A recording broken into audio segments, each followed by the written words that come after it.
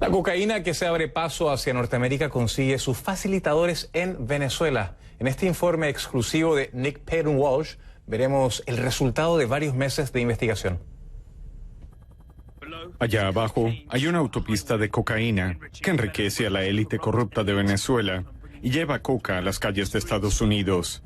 Esas finas líneas que se ven allí son senderos secretos que van a las fincas de coca en el corazón de Colombia, a la vecina Venezuela. Varios funcionarios de Estados Unidos y de la región afirman que desde allí se envían miles de millones de dólares de droga en avionetas, con la asistencia de los militares y la élite venezolana. Los militares colombianos con los que estamos no bajan más para permanecer fuera del alcance de las ametralladoras de los narcotraficantes y les hablan a los lugareños principalmente a través de los panfletos que les lanzan. Hemos parado los vuelos que trataban de salir de Colombia con drogas, pero los narcotraficantes se aprovechan de las áreas que no podemos controlar.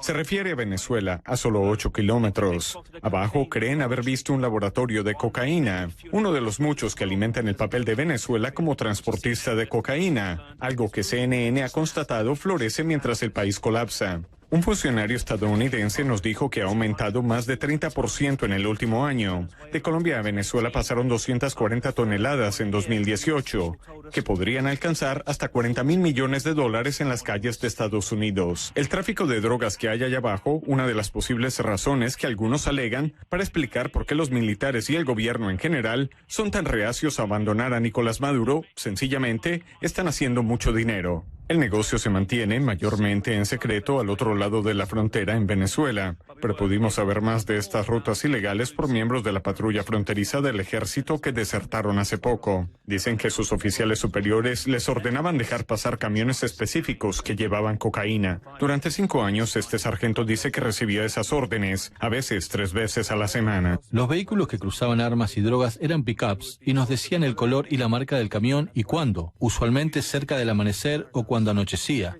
Todo se coordinaba con el comandante de la brigada. Él enviaba a un teniente a decirnos qué necesitaba pasar y eso se arreglaba desde arriba. Los que no estaban de acuerdo eran cambiados, automáticamente. Vino a Colombia huyendo cuando la presión fue demasiada y su unidad terminó confinada a su base. Estábamos acuartelados. El general nos dijo, todo el mundo debe estar con nosotros. Si se van o hablan contra el gobierno serán arrestados. Nos lavaban el cerebro con bolsas de comida. Una noche no aguanté más.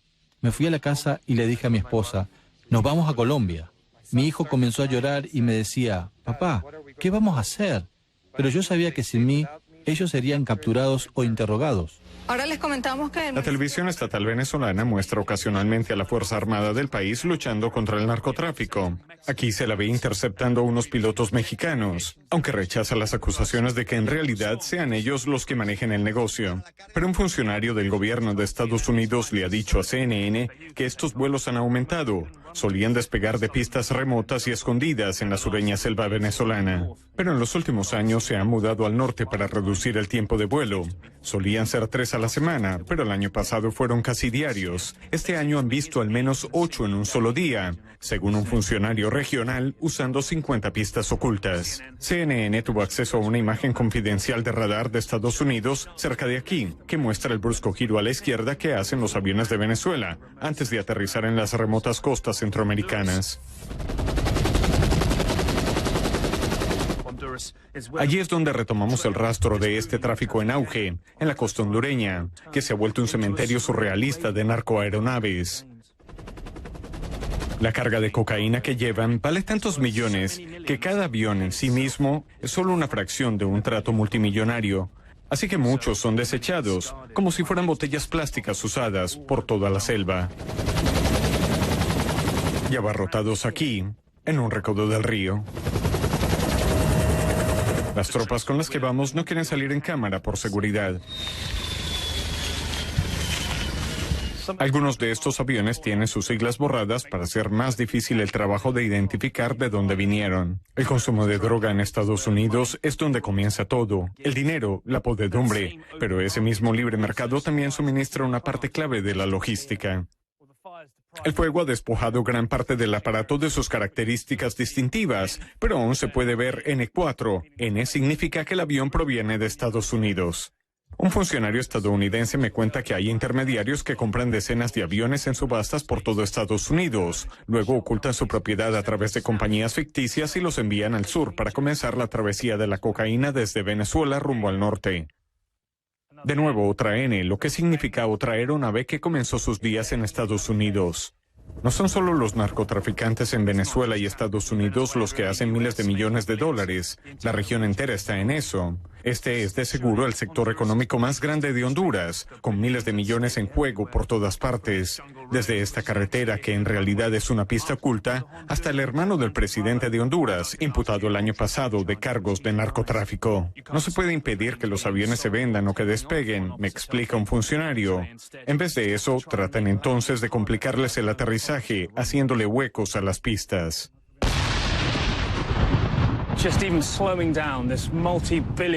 Pero incluso bajarle la velocidad a este negocio multimillonario requiere muchos más huecos en esta vasta selva. La cantidad de dinero que aporta la cocaína aquí literalmente eclipsa todo esfuerzo por combatirla. Cantidades demenciales de dinero. Dinero que poblaciones como esta no tienen. De hecho, los militares hondureños nos dicen que los narcotraficantes que viajan a estos pueblos a menudo se deshacen de su carga cuando creen que están a punto de ser interceptados. Cada kilo de cocaína queda atado a un flotador y así llegan a la orilla. Luego les pagan a estas comunidades de pescadores $150,000 por cada bulto recuperado. Un estimado para la corrupción que la mayoría de los funcionarios con los que hablé admite cuesta creer y que ningún policía ni operación de asistencia alguna realmente piensa disputar. Es la corrupción en medio del colapso del gobierno de Maduro, mientras los supuestos transportistas recaudan dinero rápidamente en una región de repartidores desesperados. Nick Pedro Walsh, CNN, en la costa de Honduras. Le doy la más cordial bienvenida a Mike Vigil, ex jefe de operaciones internacionales de la DEA. Nos acompaña vía Skype desde Albuquerque, Nuevo México. Señor Vigil, gracias por estar con nosotros. Muchas gracias a ustedes, es un placer.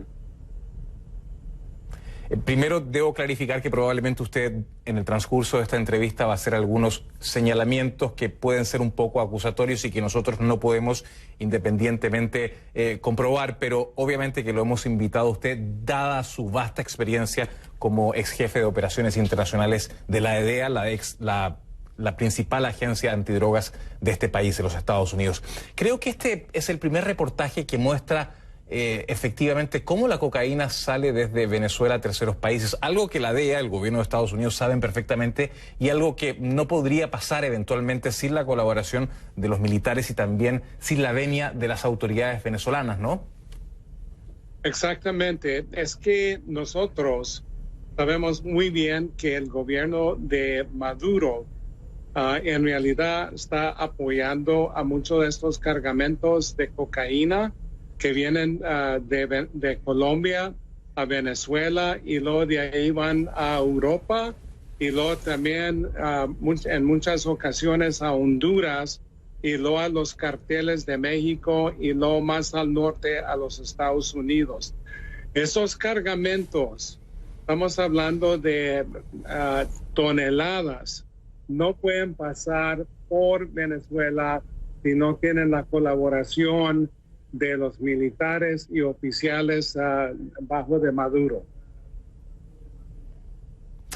También hay indicios de que se utilizarían vías formales, puertos de entrada y de salida formales como aeropuertos y puertos. Exactamente, sabemos que pasa la cocaína a Venezuela y luego de ahí a los aeropuertos y los puertos marítimos. Y de ahí son enviados a distintos lugares. Por ejemplo, Honduras. Honduras es el punto clave para aeronaves que salen de Venezuela con cargamentos de coca. Y es esa Honduras. Y también tenemos problemas con corrupción en Honduras. ¿Podría existir la complicidad de autoridades, de militares hondureñas para este tipo de triangulación que se realiza con la cocaína que partiría en Colombia, luego va a Venezuela, iría a Honduras y luego, entiendo, se internaría o a México o a los Estados Unidos? Sí, sabemos perfectamente bien que si hay oficiales del ejército, por ejemplo, que son corruptos, que protegen esos cargamentos de coca. Entonces tenemos corrupción en Venezuela, tenemos corrupción en Honduras y en otros lugares, obviamente, que donde puede pasar la cocaína muy fácil y entrando a los Estados Unidos, estamos hablando de billones y billones de dólares que está ganando estos oficiales, el gobierno de Maduro, y esos dineros calientes son los que sostienen a Maduro como el presidente de Venezuela.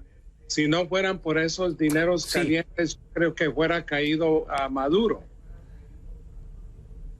Me corrige si estoy equivocado, pero previo a esta entrevista tuve la oportunidad de conversar brevemente por teléfono con usted y me decía que aproximadamente por Venezuela se calcula, según la DEA, que pasarían entre 150 a 200 toneladas de cocaína y que producto de este paso de droga, más o menos el gobierno podría percibir entre 20 a 50 mil millones de dólares. ¿Eso es efectivo? Eso es efectivo. Normalmente es 150 a 200 toneladas que pasan anualmente por Venezuela.